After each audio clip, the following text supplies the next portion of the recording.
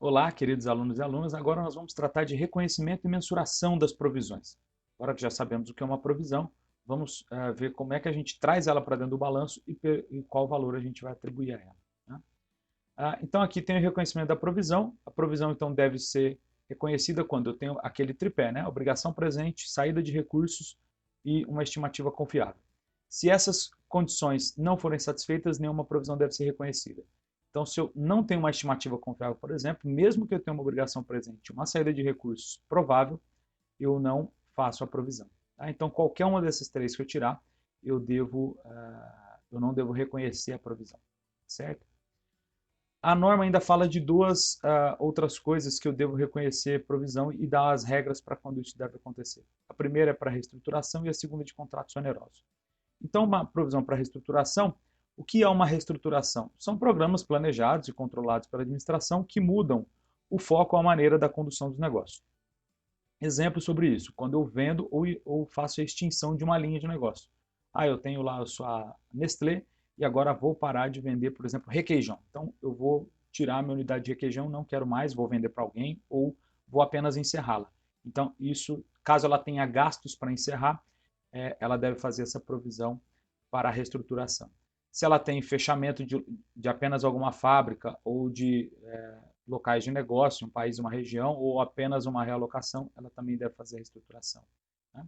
E mudanças na estrutura administrativa, entre outras coisas que podem ensejar aqui essa reestruturação. Os custos, eles somente devem ser reconhecidos como provisão se os critérios de reconhecimento forem atendidos. Tá? Então, nem todas as reestruturações vão dar origem a uma obrigação implícita aqui, que depende de duas coisas, de um plano formal detalhado e se cria expectativas válidas em terceiros. Tá? Então, eu só posso provisionar também gastos que estão diretamente relacionados com essa reestruturação. Gastos que são da condução futura dos negócios, eu não coloco nessa provisão. Então, por exemplo, se eu tenho uma mudança de algum procedimento e eu vou fazer novos treinamentos. Isso não deve ser encarado como gasto para reestruturação. Tá? Marketing de um novo produto ou de alguma coisa que eu vou fazer. Eu vou substituir esse produto por um outro produto e eu vou gastar com marketing. Eu devo colocar o marketing desse segundo novo produto no gasto para reestruturação? Também não. Tá? Bem como investimento em sistemas ou redes de distribuição. Então, tudo que eu vou fazer ainda para que melhore ou alguma coisa nesse sentido, não é um gasto para reestruturação. É só aquilo que eu vou gastar para encerrar aquilo que eu já tinha, certo? Então aqui nós temos um exemplo aqui. Em reunião da diretoria de uma entidade, realizada em 31 de dezembro de 2001, essa decidiu que efetuará uma reestruturação, que incluirá redução de níveis hierárquicos, demissões, fechamentos de unidades deficitárias.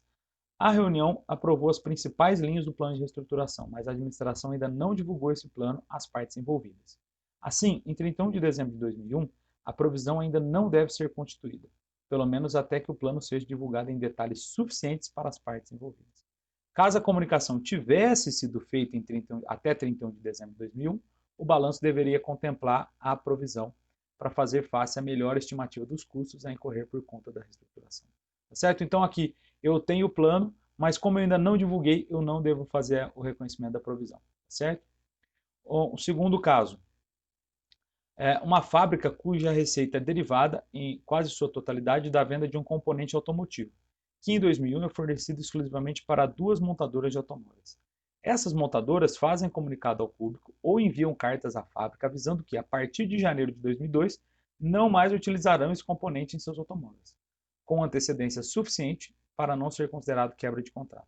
Nesse caso, a administração não terá muitas opções e a reestruturação é praticamente inevitável, já que o pressuposto da continuidade estará afetado. A melhor estimativa com gasto de reestruturação deverá ser feita e provisionada. Caso a entidade venha implantar uma nova fábrica para produzir um novo componente, podendo ser até aquele que substitui o que ela já fornecia anteriormente, os dispêndios relativos à reestruturação da planta, da linha de fábrica ali, da produção anterior, deverão ser lançados ao resultado, não podendo ser incorporados ao custo da nova fábrica. Tá? Então, antes de ser efetuada a provisão para a reestruturação, a administração deverá efetuar o ajuste no valor dos ativos ao seu valor de recuperação. Então, eu vejo nós, tive essa notícia, faço o impairment dos ativos e depois o que sobrar eu vejo o que preciso para fazer a provisão de reestruturação, tá certo? E aqui vamos para a segunda parte, que é dos contratos onerosos. Então, o que são contratos onerosos? A definição é que o contrato que o custo é inevitável para quitar uma obrigação que essa obrigação é maior do que o benefício que eu tenho, né? Então, o exemplo clássico é cancelar um contrato no qual eu tenho indenização ou multa para não cumprir. O exemplo mais prático assim, do dia a dia de pessoas e não de empresas, mas pode ser de empresas também, caso elas tenham, seria, por exemplo, planos de celular. Então, eu faço um plano de celular com uma operadora e eu estou pagando lá, sei lá, R$ 100 por mês para cada celular. E aí vem uma outra operadora e me oferece plano semelhante ou até melhor por R$ 60, né? E aí faltam ainda 5 ou 6 meses para eu acabar esse plano. Então, para cada celular, ainda vamos supor que faltam 6 meses, falta R$ 600 a ser pago. Eu não posso sair antes. Se eu sair antes, eu tenho que pagar tudo, né? Mas eu não vou usar mais isso porque eu vou começar a usar da outra, porque é uma promoção, se ela só me garante agora, eu vou fazer um contrato por 3 anos para segurar esse preço, etc. Então, caso isso aconteça, esses 6 meses que faltam, eu preciso reconhecer imediatamente como uma despesa e deixar isso lá no passivo.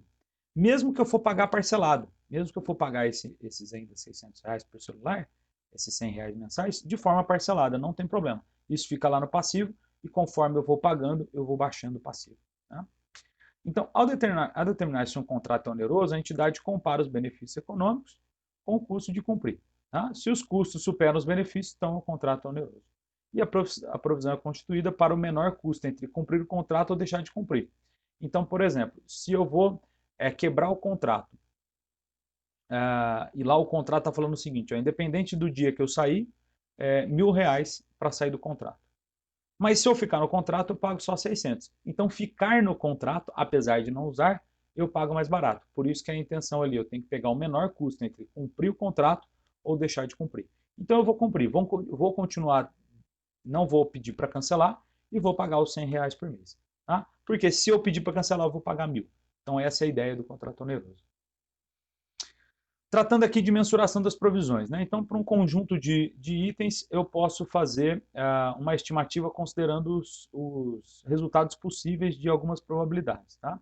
Então, não devo reconhecer também provisões e passivos em função das suas incertezas, eu não devo elevar esses passivos e provisões em função das suas incertezas, tá? E tem aqui uma definição importante, que ele fala aqui de eventos futuros, né? Que eventos futuros ainda podem afetar o valor a ser exigido para quitar uma obrigação, né, dessa provisão. E eu posso colocar isso para dentro desde que exista evidência objetiva suficiente que ele vai ocorrer, certo? Eu não posso considerar, por exemplo, o futuro, o desenvolvimento de uma tecnologia que ainda não existe.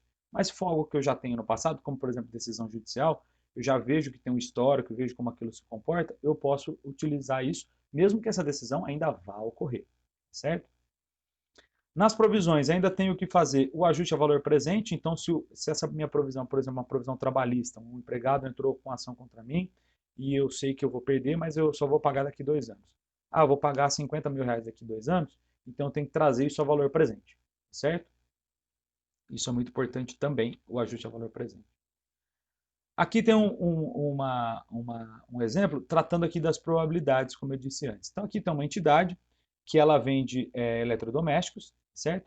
E ela analisou aqui para cada eletrodoméstico quando as perdas são possíveis e prováveis, tá? Então, considerando que as experiências passadas da entidade e suas expectativas futuras indicam que no ano seguinte à venda de um produto, ou seja, um ano depois, 80% dos bens não apresentam defeito, tá? Então, vamos supor aqui que ela tem uma provisão para garantia de 1 ano, tá? Então, 80% dos bens não apresentam defeito. 15% apresentam defeitos menores e 5% defeitos maiores, tá? Aí ela pensou o seguinte, se todos os meus produtos vendidos tivessem que ter pequenos reparos, eu gastaria 2 milhões. Agora, se todos eles tivessem grandes reparos, eu gastaria 6 milhões. Então, já que 80% dos meus produtos não vai ter qualquer tipo de reparo, zero. 15% deles eu vou ter reparos pequenos e 5% reparos grandes. Isso vai trazer aqui, então, R$ 600 mil para essa provisão, tá certo? Bom, daqui 1 ano? Legal. Então, eu vou trazer, no final do ano, colocado linearmente durante o ano, não, eles geralmente apresentam defeitos mais ao final do ano, mais ao final perto do final de um ano, a hora que o produto está acabando, vai estar saindo da garantia. Então eu vou pegar esse cronograma de pagamentos e fazer um ajuste a valor presente, certo? Uma outra coisa, caso o ativo, algum ativo que seja considerado ali na provisão, eu perceba que vou vender ele ao final, eu não devo desconsiderar o valor da provisão. Nossa, professor, mas como isso acontece? Então, por exemplo, aqui, ó, isso acontece na provisão para remoção de ativos. Então, quando eu compro um ativo de longo prazo, se eu vou ou se eu faço alguma modificação em algum lugar, por exemplo, faço um buraco grande, alguma coisa assim, eu tenho que já fazer uma provisão para retirada desse ativo, tá? Ou para deixar o lugar do jeito que eu peguei, né? Restaurar de alguma maneira aquele lugar. Então, imagina lá, a Petrobras, ela vai lá e extrai petróleo lá em alto mar. Para ela extrair petróleo, ela faz uma plataforma lá no meio do mar. E depois, quando ela acaba de usar aquela plataforma, não vai mais extrair petróleo daquele lugar, ela tem que retirar aquela plataforma. Mas aí, às vezes, ela pode fazer o seguinte, ela sabe que tem uma outra empresa que vai querer aquela plataforma para fazer outra coisa, ou para explorar em outro lugar do mundo, etc. Ou ela está interessada nas peças. Então, antes dela retirar aquilo, ela vende nessa plataforma. Então, quando ela fez a plataforma, ela constituiu uma provisão para retirada dessas plataformas do mar. Porém, ela sabe que ela vai vender aquilo, mas esse valor de venda não pode ser integrado ao valor da provisão, ou seja, não pode ser descontado ao valor da provisão, certo? Então, essa é uma questão, um ponto da norma aqui que é importante. Alterações da provisão. Como a provisão é uma estimativa, você deve refazê-la, você deve revisitar pelo menos os cálculos, as premissas todos os anos, tá? E caso tenha alguma alteração, você deve refletir isso nas demonstrações. Finalizando aqui, pensando na questão de contabilização, então a contabilização, a provisão, uma despesa, não tem muito que se explicar aqui, mas eu vou mostrar aqui os lançamentos. Então, na constituição da provisão, eu faço uma despesa com provisões trabalhistas, por exemplo. Isso é uma conta lá do resultado. E coloco lá no passivo uma provisão trabalhista, tá certo? Então, fico lá no passivo pendurado uma provisão trabalhista. Dependendo aí se é circulante ou não circulante, você tem que definir. E eu achei lá que vou perder 15 mil reais nessa causa trabalhista.